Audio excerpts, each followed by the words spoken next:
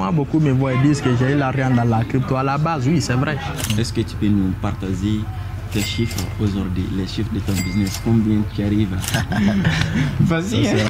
Je suis aujourd'hui à un chiffre d'affaires mensuel de 7 chiffres. Comment tu as découvert cet univers-là? Aujourd'hui, actuellement, c'est quoi ton business? Quel est le conseil que tu as donné pour les personnes qui souhaitent se lancer dans l'entrepreneuriat? Tu n'avais pas de business physique, ok? Qu'est-ce qui t'a poussé à vraiment avoir quelque chose de physique? Il y a des partenaires même qui ne me connaissent même pas. Je ne maîtrise pas, ouais. Est-ce qu'au début, tu as eu des difficultés? Quand revendre, quand acheter, quand.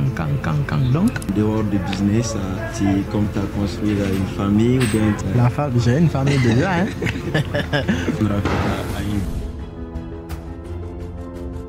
Comment ça va? Bien. Ben écoute, je suis très heureux que tu aies accepté cette invitation. Ça fait longtemps, donc je suis vraiment très heureux que tu sois là. Oui. Pour les personnes qui ne te connaissent pas, est-ce que tu peux rapidement te présenter? Bon, merci d'abord pour l'invitation. Ouais. Je suis Jean-Jacques Combadenon, entrepreneur. J'évolue dans des prestations de services. On va parler de ton histoire, qui tu es, d'où tu viens et aussi le business que tu es en train de faire. On va parler de tous ces éléments-là et aussi tu vas nous partager quelques conseils par rapport à l'entrepreneuriat. Tu m'as dit tout à l'heure que tu évolues dans le domaine de l'entrepreneuriat. Est-ce que tu peux nous dire comment tu as découvert cet univers-là, le monde du business? Ok, le monde du business, je peux dire que je suis né avec. J'ai grandi avec ayant un papa homme d'affaires, donc je suis né dans ce milieu et j'ai grandi avec ça. Donc je peux me dire que le monde du business n'est pas nouveau pour moi. Donc la découverte du monde du business, c'est un univers dans lequel en quelque sorte je suis né. Donc parlant de la découverte, c'est depuis ma naissance, si je peux le dire ainsi. Okay. Voilà, donc c'est le monde du business qui m'a éduqué en quelque sorte, m'a fait grandir jusqu'à ce que je sois autonome, c'est-à-dire que je vienne à l'université. Voilà, en quelque sorte, c'est ça. Ok, donc du coup, tu m'as dit que tu as grandi dans cet univers-là parce que ton papa était déjà actif dedans. Du coup, toi personnellement, quel a été ton premier business, le premier business que tu as lancé? Personnellement, le premier business, j'ai évolué dans le MLM, qu'on appelle le multi-level business. En français, le marketing des réseaux. C'est le premier business que j'ai lancé avec... Et ça, c'était en 2000 combien ça? Je crois que ça doit être en 2020. 2020. C'est en 2020. J'ai commencé avec ça.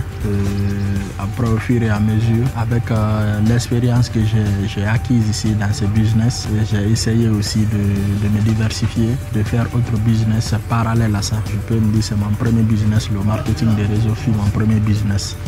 Là, c'est intéressant. Donc, on va un tout petit peu revenir sur ça après.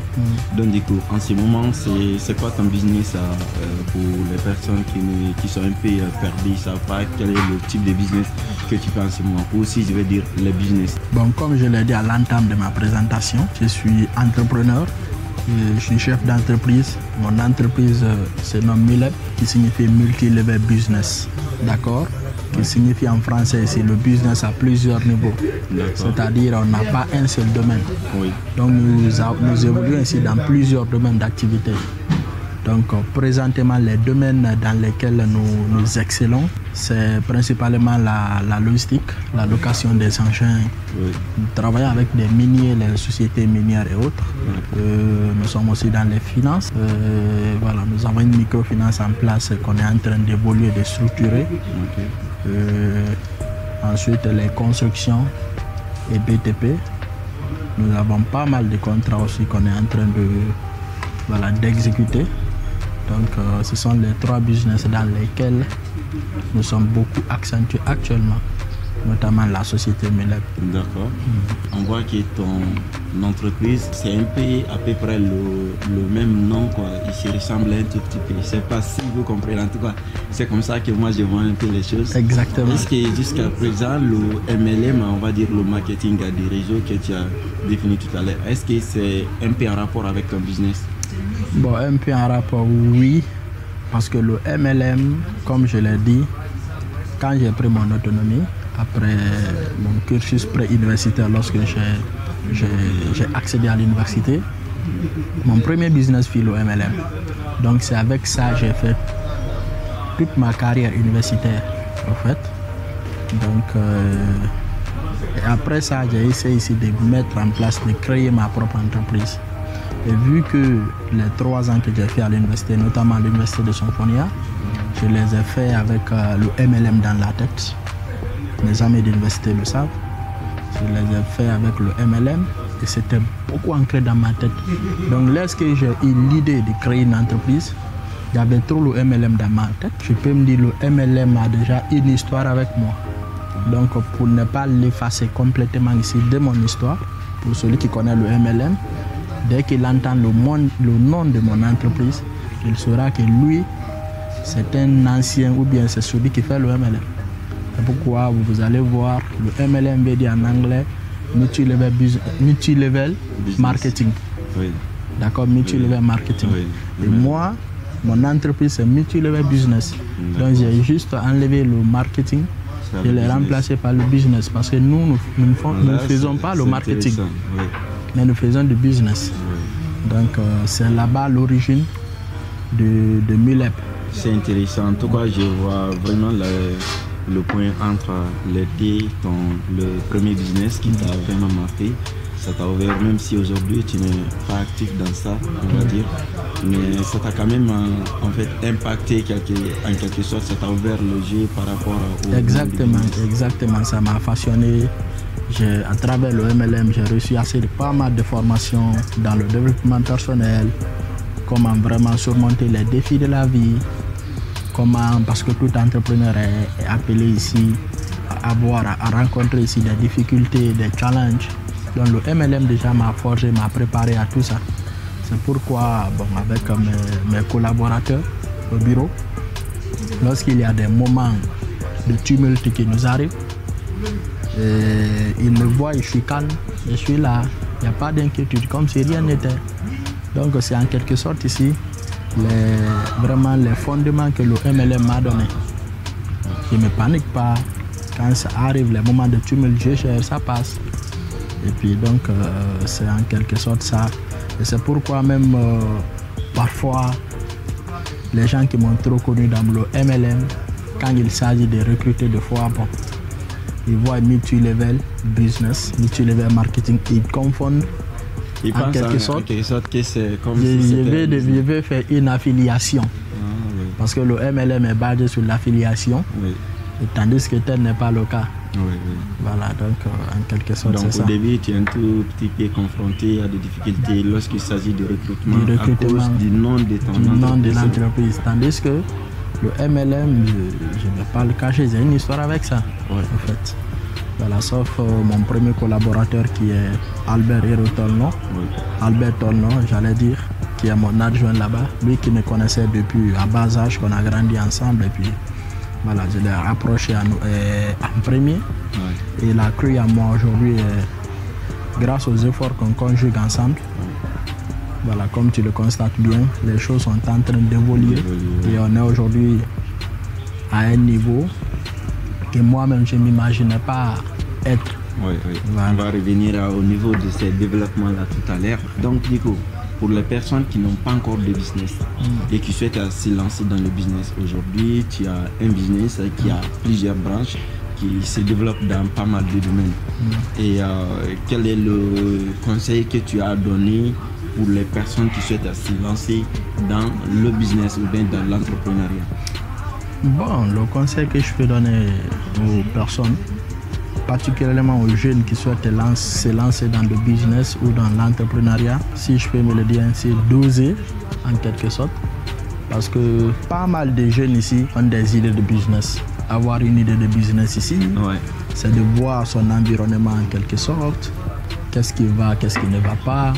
Ce qui ne va pas, comment trouver une solution à ça. Et trouver une solution à ça, c'est de créer une idée de business, c'est de créer un business qui solutionne ici le problème qui est là. Donc, quand cela se présente devant toi, il faut oser avoir l'audace de le créer, même si les moyens ne sont pas là. D'accord? Parce qu'en quelque sorte, beaucoup de jeunes sont confrontés à ça. Je vais faire tel, mais je n'ai pas de moyens. Je vais faire tel, je n'ai pas de moyens. Et quand les choses comme ça se présentent, c'est d'oser, de mettre l'idée de business en place. Les moyens peuvent venir après. Voilà.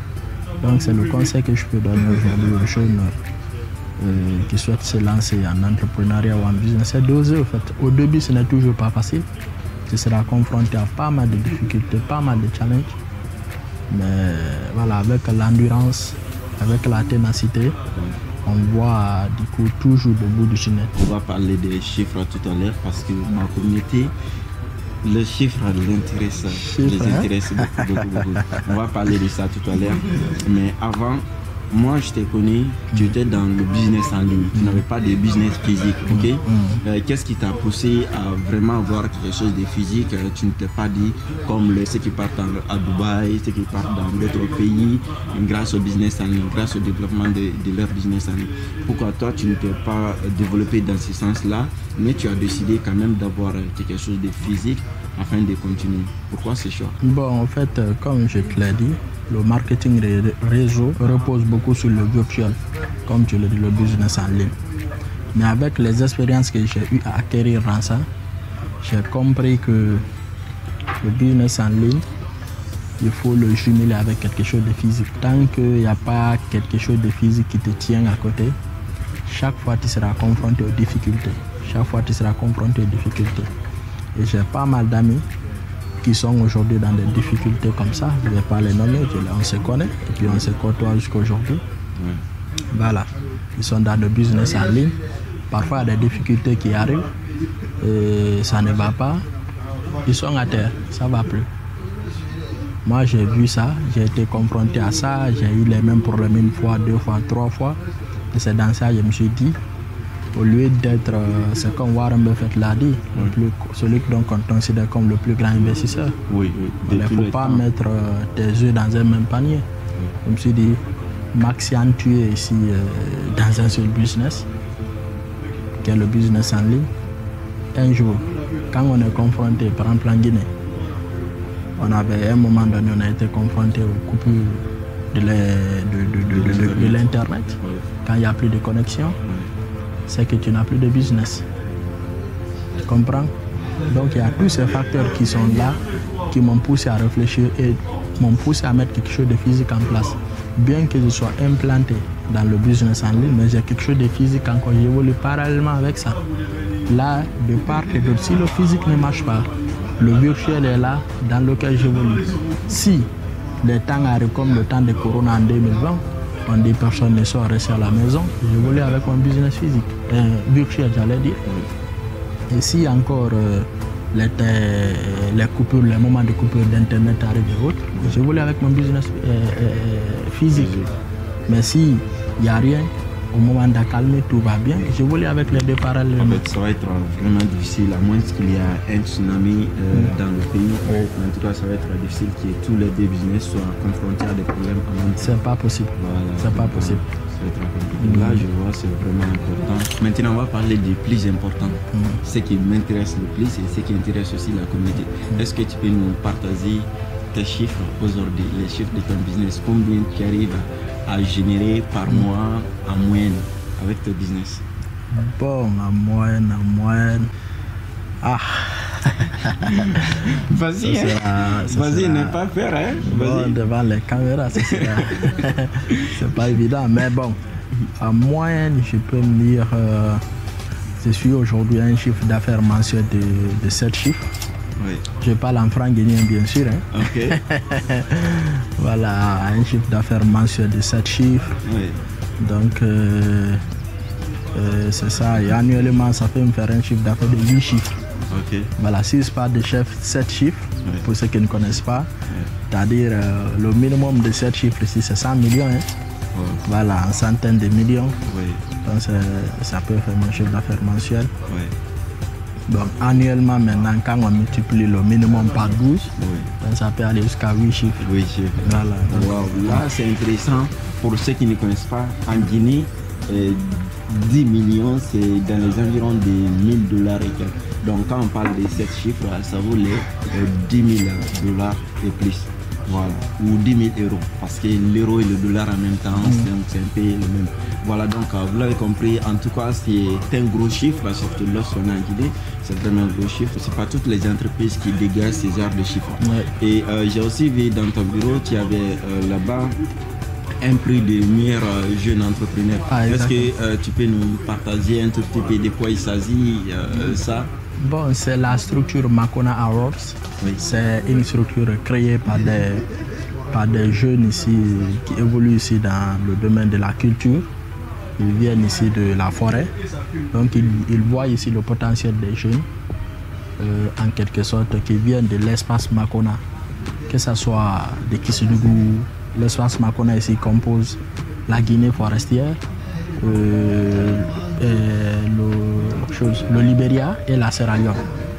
Donc ils ont dit, vu qu'il y a des jeunes entrepreneurs déjà qui évoluent ici en Guinée, à Monrovia et à Freetown, ils ont essayé de créer ici un événement. Enfin, chaque année, chaque fin d'année, de distinguer ici les jeunes entrepreneurs qui se distinguent. Et il y a des critères de sélection qu'ils font ici. Le nombre d'employés que tu as, quelles sont ici les conditions de vie de tes travailleurs, quel est ici le niveau d'évolution ici de tes activités, quel est l'impact que tu as dans la société en un mot, l'impact que ton entreprise a dans la société. Donc c'est dans ça, ils ont vu, ils ont évalué tout et nous avons répondu à tous ces critères. Positivement, nous impactons la société aujourd'hui, le nombre d'emplois, les emplois qui sont là, quels sont ici les trains de vie en quelque sorte. Et c'est dans ça qu'ils ont pu me distinguer parmi les jeunes entrepreneurs de l'année de l'espace Makona. Oui. Comme ça, ok, oui. Félicitations. Oui. Félicitations. Donc tu as parlé tout à l'heure notamment parmi les conditions, il y a le nombre d'employés. Donc dans ton business aujourd'hui, combien d'employés tu as? Bon, une dizaine. Une dizaine de personnes. Oui, une dizaine d'employés. Donc en fait, tous les employés ne sont pas au bureau. Au bureau. Ils sont beaucoup plus sur le terrain qu'au bureau. Parce que le bureau, c'est l'administration. Mais le vrai boulot ici, c'est fait sur le terrain. Ouais, c'est pourquoi c'est les gens qu'on considère le plus même. Les gens qui sont sur le terrain, notamment les commerciaux. Voilà. Parce que c'est eux qui interagissent avec les clients. Directement. Voilà. Il y a des partenaires même qui ne me connaissent même pas. Qu'on ne s'est jamais connus. Oui. Qui ne savent même pas c'est qui Jean-Jacques. Mais ils traitent ici avec mon entreprise. Ils souscrivent ici à nos produits et services. Quelque sorte. Donc c'est un peu ça. Si vous avez fait un tour au bureau, le personnel que vous avez trouvé, c'est le personnel qui gère l'administration, le service minimum. Et si tu le constates bien, rarement que tu me trouves même au bureau. Voilà, je suis tout le temps sur le terrain avec eux parce que je me dis le vrai boulot c'est là-bas. Le bureau, c'est l'administration, c'est pas aussi comme ça. Oui, c'est les apports que les commerciaux vont faire, oui. Les gens du terrain vont rapporter, non pas encore. Merci. Les apports, non, pas de souci. Les apports que les gens du terrain vont rapporter, les rapports qu'ils vont envoyer, c'est en fonction de ça ils vont travailler. Et s'il n'y a rien qui vient, c'est que leur existence. Oui, donc en quelque sorte, c'est ça. Tu as aussi parlé de quelque chose que j'ai remarqué, c'est au niveau des relations. Tu as dit qu'il faut vraiment bien traiter ceux qui sont sur le terrain. Exactement. Donc comment tu vois un peu les relations entre toi, ceux qui sont au bureau et les collaborateurs? Et quel est aussi le conseil que tu as à donner pour les personnes qui n'ont pas encore une dizaine de personnes dans leur entreprise, mais qui ont peut-être 2 ou 3 qui essayent d'évoluer un peu? Quel est le conseil que tu as à leur donner par rapport à ce côté relation? Voilà, la relation entre les collaborateurs, c'est comme je l'ai dit depuis longtemps, je n'ai jamais dit ici que j'ai des employés. Je l'ai dit au début, j'ai des collaborateurs. Et je ne sais pas pour t'interrompre, il y a aussi monsieur qui dit aussi qu'il n'appelle pas les personnes avec qui il travaille, il ne les appelle pas des employés, oui. Qui sont des partenaires ou des collaborateurs. Exactement. Et que ces mots est même interdit chez eux là-bas. Voilà. Donc c'est un point donc je ne l'ai jamais dit. Depuis au départ, j'ai dit qu'il n'y a pas de collaborateurs, je n'ai jamais prononcé le mot employé ici. Et quand vous nous trouvez, comme je l'ai dit, au bureau, nous sommes tous des jeunes de la même génération. Nous collaborons là-bas en tant qu'amis. À la base, je me dis, nous sommes amis, on papote, on fait, et puis on fait du sérieux dans l'humour, en fait. On fait du sérieux dans l'humour, parce que quand un travailleur se sent à l'aise dans son travail, parce que le travailleur ici a 2 familles. Sa famille biologique à la maison, après là-bas, sa famille professionnel. Donc on voit pratiquement, il passe le même temps. Il fait 8 heures de boulot. À partir de 8 heures, il est dans sa famille professionnelle jusqu'à 17 heures.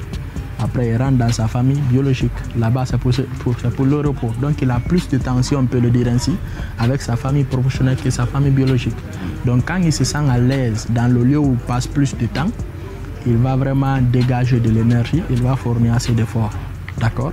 Donc, comme vous avez fait un tour là-bas, vous avez constaté, il y a vraiment de l'harmonie entre nous en quelque sorte. D'accord? Il n'y a pas de distinction entre patron, qui n'est pas patron, tout ça, il n'y a pas ça, sauf pendant les réunions. Et ça, c'est comme ça, en fait, tout le monde doit faire. Pendant les réunions, chacun connaît sa place. On tape du poing sur la table, on dit ce que chacun n'a pas fait. Là-bas, c'est la réunion. On est en train de corriger les erreurs de chacun, parler des mérites de chacun. Et après ça, on devient même chose, on devient des amis, on continue le travail. Voilà. Et là, c'est très important de faire la différence parfois entre avoir une bonne relation avec ses collaborateurs que de ne pas leur dire ce qu'il faut. Parce qu'il y en a qui confondent, s'il y a un partenaire qui ne fait pas le bon travail, comme tu la considères comme ton ami, donc il ne faut pas le corriger, il ne faut pas le dire, il faut garder ça. Alors que ce sont les choses pareilles là qui peuvent devenir un problème plus tard. Parce que s'il y a quelqu'un qui ne fait pas très bien son boulot, tôt ou tard, ce manque de travail là, ça va impacter l'entreprise. Et donc là, c'est un point très intéressant. Toujours un peu revenir en arrière. Est-ce qu'au début, tu as eu des difficultés par rapport au lancement de ton business, par rapport à comment tu as débuté? Parce qu'il y a plein de personnes qui disent avoir des idées de business et qui souhaitent aussi se lancer, mais ils disent toujours qu'ils n'ont pas de fonds, qu'ils n'ont absolument rien, qu'ils manquent de financement. Est-ce que toi aussi, tu as été confronté à ce genre de problèmes? Bien sûr, c'est naturel. C'est naturel. Être confronté au manque de fonds, au manque de financement, c'est naturel. Avant que les partenaires n'aient confiance en toi, de travailler avec toi, les banques n'aient confiance en toi, d'investir dans ta société, d'accorder des prêts, ça demande tout un processus. Donc j'ai été confronté, mais comme je l'ai dit, j'ai débuté avec le marketing des réseaux et là-bas ça ne demande pas ici des moyens pour commencer. Voilà. Peu importe tes moyens, tu peux commencer et ce qui peut te faire gagner de l'argent, c'est ton engagement, le travail que tu auras à faire. Et donc à la base, j'ai constitué mon capital là-bas. Le capital que j'ai eu dans le marketing des réseaux, là-bas le travail n'est pas du tout facile. Voilà, il faut être toujours actif en quelque sorte pour être à un niveau. Et je me suis vu à un niveau où je me suis vu avec un capital. Et c'est ce capital qui m'a permis ici de créer Muleb. Voilà, c'est pourquoi toujours, je l'ai dit, Muleb ici tire ses origines dans MLM. Parce que les fonds, les premiers fonds de Muleb viennent ici du marketing des réseaux, les fonds que j'ai dans le marketing des réseaux. Donc pour le début, ce fut ça. Et après, j'ai eu la chance d'avoir de très bons collaborateurs au début.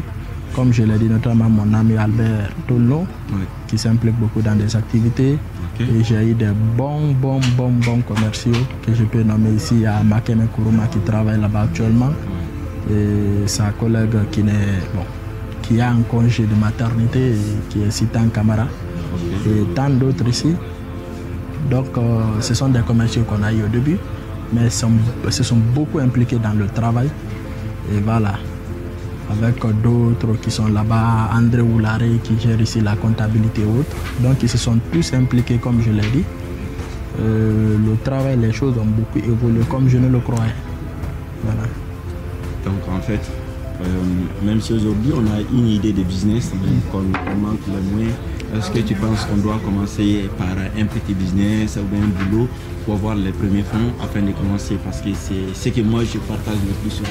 Est-ce que c'est le bon point de vue et si tu as aussi d'autres conseils par rapport à ce début-là? Bon, en fait, l'idée de business, tu n'as pas de fonds, cherche un boulot. Tu te cherches un boulot comme je l'ai dit. Tu ne peux pas commencer par le marketing des réseaux, comme moi je l'ai commencé. Cherche-toi un boulot. Tu commences par un boulot, être employé avant. Et être entrepreneur ici, ce n'est pas forcément dire que tu ne travailles pas, tu te crées ta propre entreprise. Non. Tu peux être ici employé et être entrepreneur. Les deux peuvent aller de pair. Tu peux être, par exemple, Doumbouya, tu travailles chez moi. À travers ton salaire, tu te constitues un fonds. Tu peux investir dans le transport taxi-moto. Étant ici travailleur, tu travailles. Tes taxis fonctionnent. Tu es entrepreneur, mais tu travailles. Tu peux être employé, par exemple, tu trouves un bar. Tu es là en tant qu'employé, mais tu es aussi patron quelque part. Tu as un bar en place. Donc ça, tu t'es constitué les fonds à travers ici ton boulot. Donc si tu vois, il y a d'autres ici qui peut-être ont des parents aisés qui peuvent les financer. Mais si toi, tu n'es pas dans toutes ces conditions, cherche-toi, il faut se former, tu te cherches un boulot. Peu importe la nature du boulot, tu as ton objectif. Quand tu as des fonds, à toi maintenant de voir l'équilibre. Est-ce que mon boulot, je peux rester ici et à travers les fonds que j'ai constitués, l'entreprise dans laquelle je compte investir, le domaine dans lequel je compte investir, ne demande pas forcément mon implication à 100%. Tu crées le domaine, tu continues avec ton boulot jusqu'à un certain peut-être niveau où tu te diras que tu veux être pratiquement autonome, tu laisses. C'est comme ça. Mais dire, par exemple, je quitte mon boulot pour aller entreprendre, oui, c'est une idée salutaire, c'est bon. Mais il faut être très très sûr de toi. Parce que dès que ça va tanguer là-bas, le bateau va tanguer, le navire va chavirer là-bas. Et ça va arriver, c'est sûr. Ça arrive toujours au début, ça devient très compliqué. Moi, j'ai des collaborateurs qui travaillent avec moi. Ils sont avec moi, ils investissent ailleurs. Je connais d'autres activités dans lesquelles ils investissent, mais ils travaillent chez moi en tant que collaborateurs. Voilà, ça ne les empêche pas de faire autre boulot, mais ils font le boulot qu'ils doivent faire au bureau de façon optimale. Voilà, donc... Comme au début, travailler pour payer les factures, avoir un boulot pour ça, pour payer les factures. Le reste, investir ça dans un business. Exactement. Et avec le temps libre aussi. Parce que comme on le dit, le salaire ne rend jamais riche. Le salaire te permet de survivre et d'épargner un peu peut-être pour l'avenir. Dans les petites épargnes que tu auras à avoir, tu peux chercher ici à investir ailleurs, afin que tu ne sois plus beaucoup dépendant ici du salaire que tu as dans ton boulot. Voilà. Comment tu vois l'entrepreneuriat en Guinée aujourd'hui? En Guinée? Bon, en général, pas qu'en Guinée, l'entrepreneuriat, c'est quelque chose qui libère en quelque sorte. Mais en Guinée, c'est pas facile d'entreprendre. Bien qu'on soit dedans, les difficultés qu'on traverse, si tu n'es pas endurant, tu n'es pas dur, si on peut le dire comme les joueurs, tu n'as pas la tête sur les épaules. C'est pas facile. Tu peux entrer dedans et sortir vite. Préférer même être employé qu'être entrepreneur. Parfois, ça arrive. En fait, tu comprends. Mais c'est quelque chose, c'est une drogue dure encore. Quand tu es dedans, tu comprends les rouages, les paramètres de l'entrepreneuriat, tu es dedans. Peu importe le degré de salaire qu'on va te proposer dans une structure quelconque, tu ne vas pas accepter. Tu vas préférer les miettes, peut-être les 1 franc que tu gagnes dans l'entrepreneuriat, que de travailler ici dans n'importe quelle structure. Donc en Guinée aujourd'hui, la question de l'entrepreneuriat, bon, comme vous le constatez, c'est quelque chose de très compliqué. Il n'y a pas trop d'accompagnement, il faut toujours voler de ses propres ailes, il faut tout faire de soi-même. Comme on le constate ailleurs dans les pays développés, il y a l'État ici qui accompagne beaucoup d'entrepreneurs. Tel n'est pas le cas en Guinée. Aujourd'hui, bon, je ne sais pas si c'est le cas en Afrique, c'est le cas de la Guinée que je connais. Tel n'est pas le cas ici.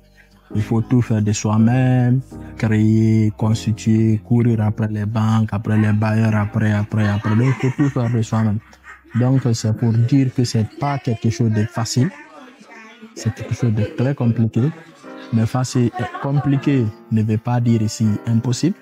C'est possible d'entreprendre, de réussir. Pour preuve, on a ici beaucoup de jeunes Guinéens qui ont entrepris et qui sont aujourd'hui enviés par vraiment des gens de l'Occident, qui emploient aujourd'hui des gens qui partent étudier à l'Occident, qui emploient aujourd'hui des Blancs, des Occidentaux en quelque sorte.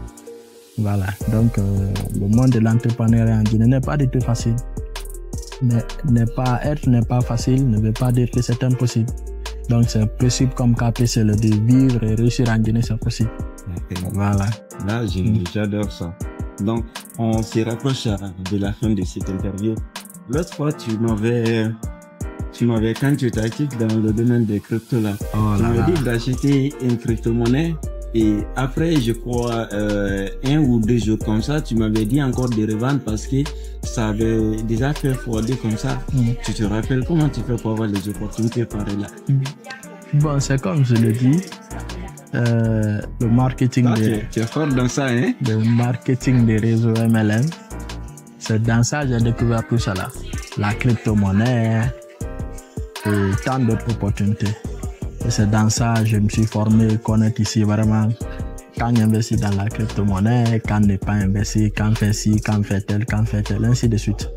Donc pour ceux qui ne connaissent pas la crypto-monnaie, les crypto-monnaies sont des monnaies virtuelles, comme le franc guinéen, l'euro, le dollar et tant d'autres. Mais à la différence avec elles, elles sont ici virtuelles. On ne les touche pas. Donc elles n'appartiennent pas, le franc guinéen appartient au peuple de Guinée. L'euro appartient à la communauté européenne, le dollar appartient aux États-Unis, ainsi de suite. Mais la crypto-monnaie ici n'appartient à personne. D'accord? Donc investir dedans et réussir, c'est une chose aisée quand tu comprends ici le fonctionnement, comment ça fonctionne. Comme tu le sais, il y a des moments qui arrivent, j'arrive à investir quelque chose d'1 million, 2 millions de francs guinéens dans la crypto-monnaie et m'en sortir avec des centaines de millions, des cinquantaines de millions, juste en un laps de temps, en un temps record. D'accord? Donc, il faut connaître ici des moments quand investir. C'est comme actuellement les gens investissent ici dans beaucoup l'immobilier, l'achat des terrains et autres. Tu achètes aujourd'hui, demain tu peux t'attendre à ce que le terrain prenne de la valeur, tu revends. Les gens investissent ici, nos parents du village, dans l'achat des produits ici agricoles pendant les temps de récolte, c'est moins cher, et pendant les temps vraiment, à un moment donné, le prix flambe vu qu'il y a la rareté. Et c'est la même chose avec la crypto-monnaie. Donc il faut savoir saisir l'opportunité. Nous sommes pendant les temps de récolte, peut-être achetons, on garde, vu que le prix est bas, il y a l'abondance pendant le temps de récolte, tout le monde en a. Tu achètes, tu gardes, et peut-être en 2 mois, 3 mois, tout ce qu'il y avait là, on finit de vendre. Il y a la rareté qui s'impose et la loi du marché va s'imposer, l'offre et la demande. Quand l'offre ici est peu, d'accord, et la demande est trop, forcément le produit prend de la valeur. Et c'est la même chose avec la crypto-monnaie. Il faut connaître ici les paramètres là, d'accord, et avec la crypto c'est comme ça, nous saisissons des opportunités. C'est pourquoi j'ai dit, bien que je ne sois dans le monde physique, mais je suis encore beaucoup dans le monde virtuel avec les crypto-monnaies. Donc, en quelque sorte, c'est ça. Là, c'est important, hein, parce que grâce à lui, j'ai pu gagner. Bon, mais avant ça, j'en ai perdu énormément. J'ai perdu beaucoup d'argent dans les crypto-monnaies. Moi, je me suis dit que ça ne va jamais fonctionner pour moi. Parce qu'en fait, moi, ce que je faisais, c'est que j'achetais, je me dis que c'est sur le long terme que je vais le garder. Et maintenant, quand ça perd de la valeur, ça perd 40%. Tu vois, tu avais 2000 dollars. Maintenant, ça devient 1000, 1200. Tu te dis, ah non, il faut pas que ça redescende. Non, je vends comme ça. Donc, c'est comme ça, j'ai vraiment perdu, en tout cas, beaucoup d'argent. Aujourd'hui, je suis presque inactif dedans. Et parce que c'est un monde que je ne maîtrise pas. Je ne suis plus actif dans ça parce que j'ai vraiment pas compris. Je me suis dit que ça sont des choses, si tu veux vraiment avoir quelque chose, il faut être sérieux, il faut se former. C'est pas quelque chose comme on le voit sur les réseaux sociaux facilement. La crypto-monnaie, c'est vraiment un domaine où tu as besoin de te former. Ouais, c'est ça, les gens trompent les gens, ils disent que la crypto a l'argent. Moi, beaucoup me voient, ils disent que j'ai eu l'argent dans la crypto à la base. Oui, c'est vrai. Mais je me suis formé à la base.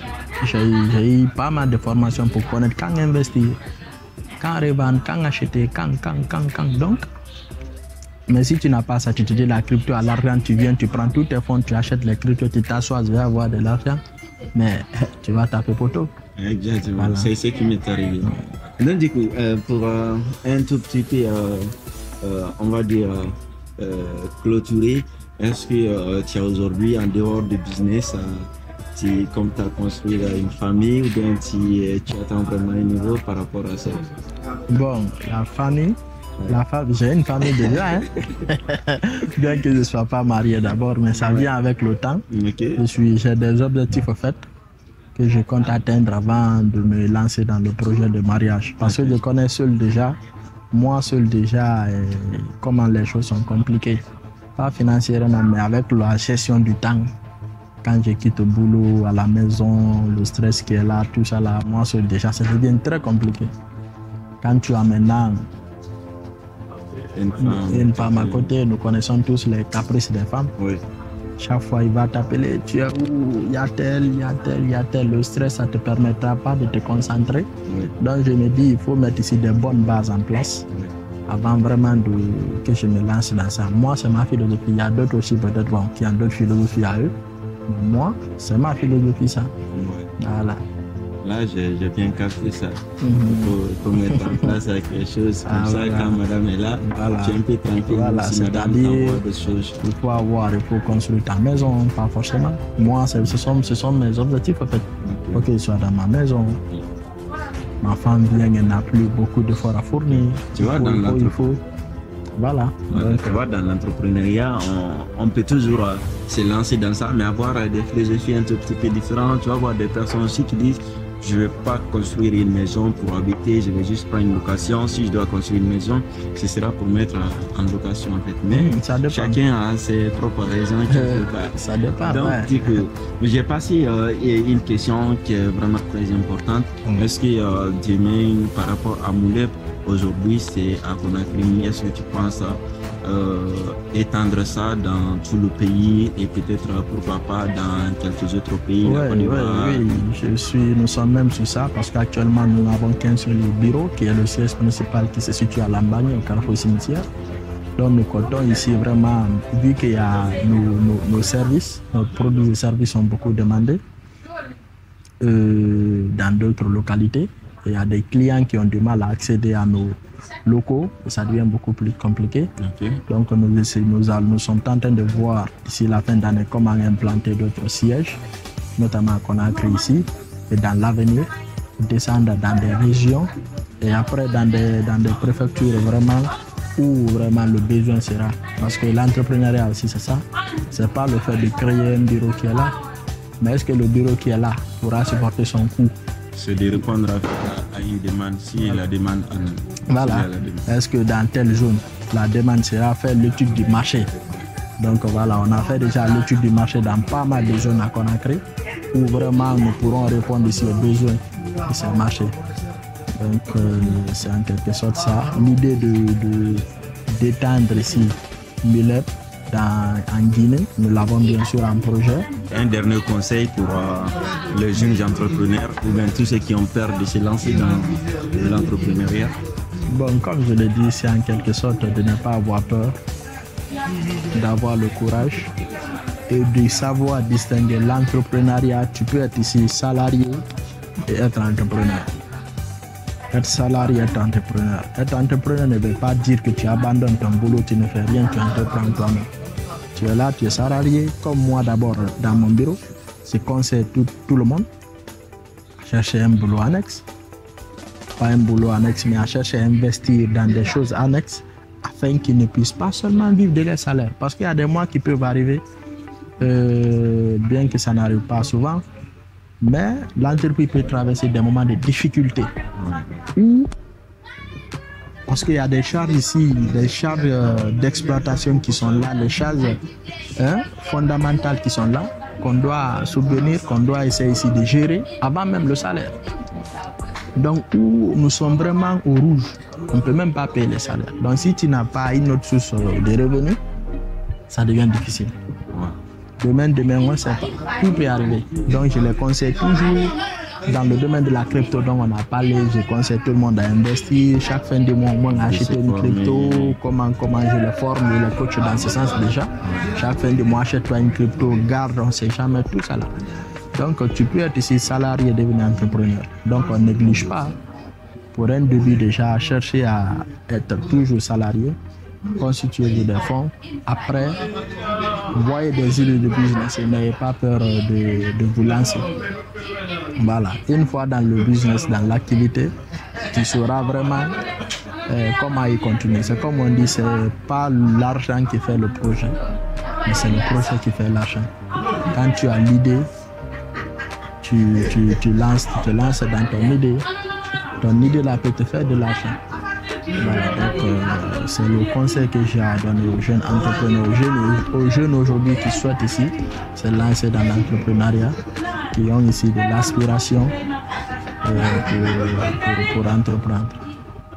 Merci beaucoup. Écoute, c'est vraiment un grand plaisir. Merci beaucoup. J'espère que vous allez kiffer. Et pour les personnes qui souhaitent te retrouver sur les réseaux sociaux, c'est quoi? Comment ils doivent faire? Bon, je suis sur, je crois, TikTok et Facebook. Ok, c'est quoi ton nom? Mon nom sur Facebook d'abord, c'est Jean-Jacques Combe. Ok. Comme la Jean-Jacques, comme Jean-Jacques Rousseau. Et Combe, c'est K-O-M-B. Voilà. On va mettre tout ça dans la description. Exactement. Pour toutes les personnes qui souhaitent en savoir plus sur l'entreprise de Jean-Jacques, où il veut rentrer en contact avec lui. Donc, parce que comme il dit, il forme aussi les gens dans ce domaine de la crypto-monnaie. Exactement. Donc, vous allez avoir toutes ces informations en description de la vidéo. Merci d'avoir regardé cette interview. J'espère vous retrouver très bientôt. Bye bye. Merci beaucoup, mon ami. Merci. À la prochaine. Merci.